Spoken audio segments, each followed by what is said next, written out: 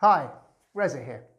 One of the most common questions I get asked these days about property is which structure should I use for my next property investment? My response to this, as with most things in tax, is it depends. It depends on a number of factors, and I've summarized this into 4 key factors that affect which structure you should use for your next property investment.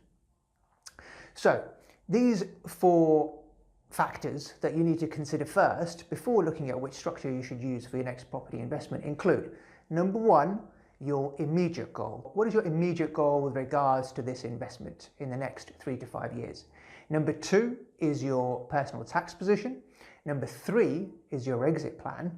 And number 4 is the type of property. Now, going into each of these in a bit more detail. So starting with number 1. What is your immediate short to medium term goal? Are you buying this property as a long-term investment? Are you buying it to generate you income from which you will live? Are you buying it as a series of multiple acquisitions to build up a buy-to-let portfolio? Or are you buying it as a property development deal? So are you buying something that you're going to add value to, i.e. refurbish, renovate, and then sell on for a profit?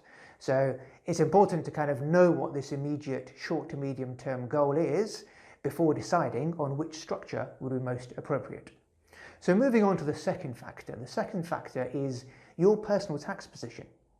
So are you employed? Do you have a salary from somewhere else which already uses up the majority of your basic rate band, for example? And are you into higher rates? Are you a 40% taxpayer? Are you a 45% taxpayer?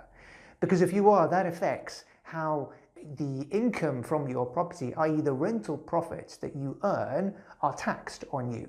Rental profits would simply come in as additional income to your salary and therefore be taxed at your marginal rate, which we say in tax terms basically being the rate at which you pay tax at your highest salaried income. Are you a business owner? So do you have the ability to take dividends from your company, and you fluctuate those dividends depending on your personal tax position at the time, depending on how much cash you need, and depending on the allowances. So that is something, your personal tax position, important to take into account, and your advisor needs to know that in order to be able to suggest the most tax efficient structure for you to use. So number 3 is your exit plan.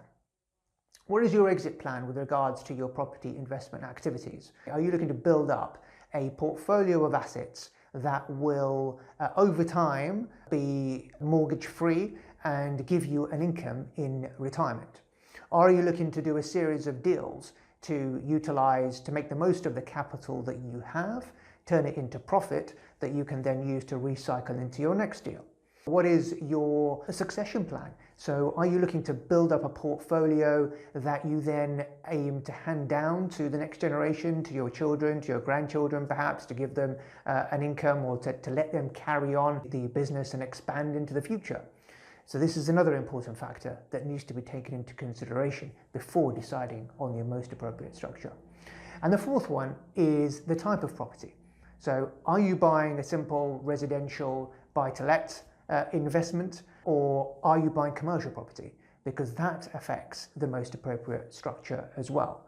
So residential or commercial, are you buying a block of flats? Are you a multiple acquisition of, say, 5, 10 flats at the same time? Or is it a single purchase of 1 flat or 1 house? Again, or is it a mixed investment? Is it a mixed commercial and resi type investment where you have commercial on the ground floor and residential above? That affects the most appropriate structure for the acquisition.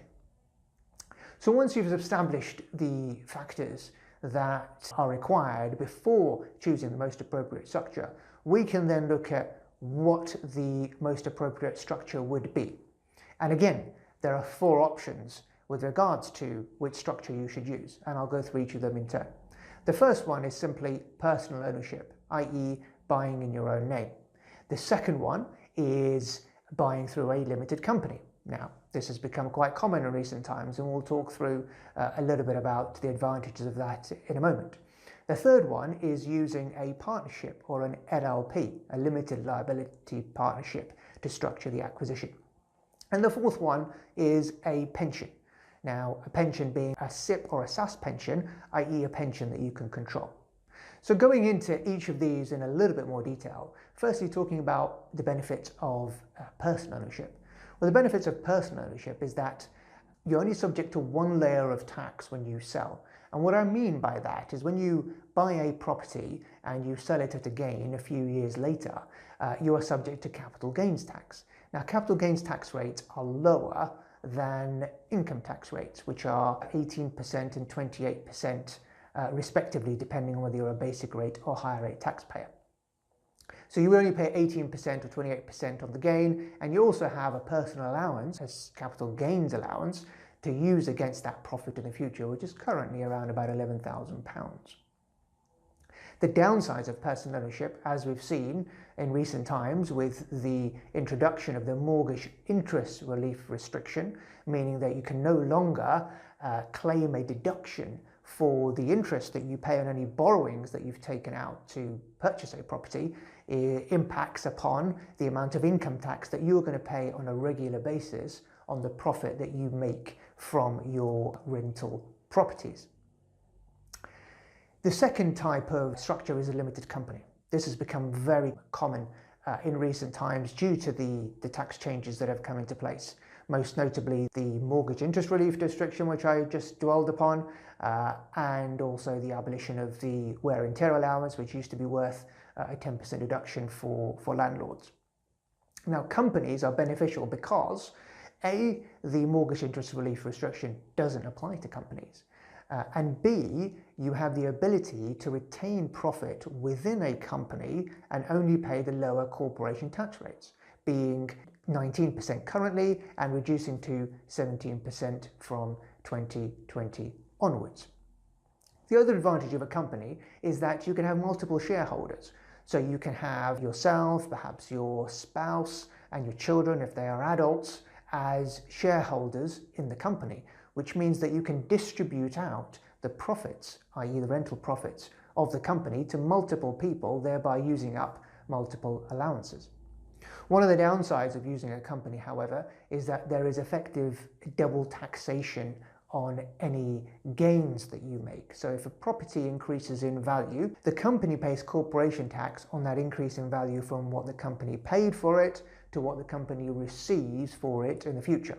That money then sits in the company because the company is a separate legal entity, and then you as a shareholder, to withdraw those monies out, would pay further income tax on getting that cash out. Now, it doesn't have to be a problem because you can phase that withdrawal over a period of time, or again, you can divvy it up between multiple shareholders, but it's a consideration to be had.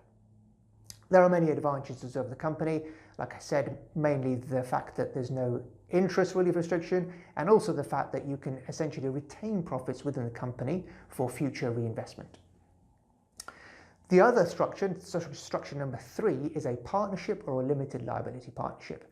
And that is essentially buying with another person in partnership together. The tax treatment of that is pretty much the same as personal, so I won't go into too much detail there. And last but not least, pensions. Now, pensions don't apply to residential property, so if that's all you're investing in, then this is irrelevant. However, if you're investing in commercial property, then pensions can be a very valuable structure to use and can save you thousands, because pensions don't pay income tax and they don't pay capital gains tax either. So, in summary, lots of factors to consider, but the bottom line is always take advice before investing in any property, and don't just assume that the limited company route will be most effective and appropriate for you, because there are a number of factors to take into account, as we've discussed. Taking advice at the outset can save you thousands in the future.